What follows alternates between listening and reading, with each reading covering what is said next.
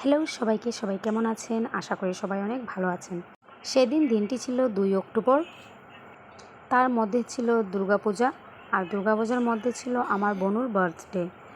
দশমীর দিনটি বৃহস্পতিবার হওয়ার কারণে আমরা দশমীর দিনই মাকে বিসর্জন দিইনি। তার জন্য ওই দিনই প্রীতির জন্মদিনটা আমরা পালন করেছি। ছোট্ট একটা কেক নিয়ে মায়ের সামনে কেকটা কেটে ওকে মন ভরে সবাই আশীর্বাদ দিয়েছি।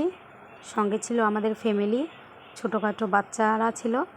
এই যে দেখতে পাচ্ছেন আমার গোলু, মানে আমার বোনের ছেলে। এই তো শুরু হয়ে গেল আমাদের কেক কাটা। Happy birthday to you. Happy birthday, dear Preeti. Happy birthday to you. Yay! Yay!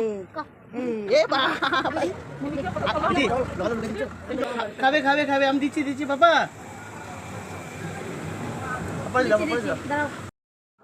ওর ইচ্ছে ছিল সিম্পলভাবে একটা কেক কাটিং করবে, তার জন্য একটা কেক কাটিং করা হয়েছে। তেমন কিছু করা হয়নি, তাতেই অনেক খুশি ও, কারণ দুর্গাপূজার টাইমে ওর জন্মদিনটা পালন করা হয়েছে, সেটা অনেক বড় কথা। মা বনুকে কেক খাইয়ে দিচ্ছিল, তখন আমার বড় বোন ওকে ছবি তোলার জন্য বারবার হাঁ করে বলছিল, তাকিয়ে থাক, এইভাবে থাক, এইভাবে থাক।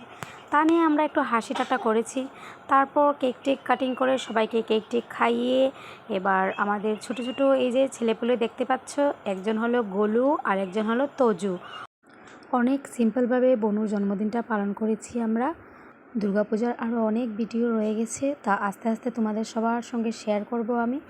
তো তোমরা আমার সঙ্গে থাকবে, তোমাদের সঙ্গে আমার আরও অনেক গল্প হবে।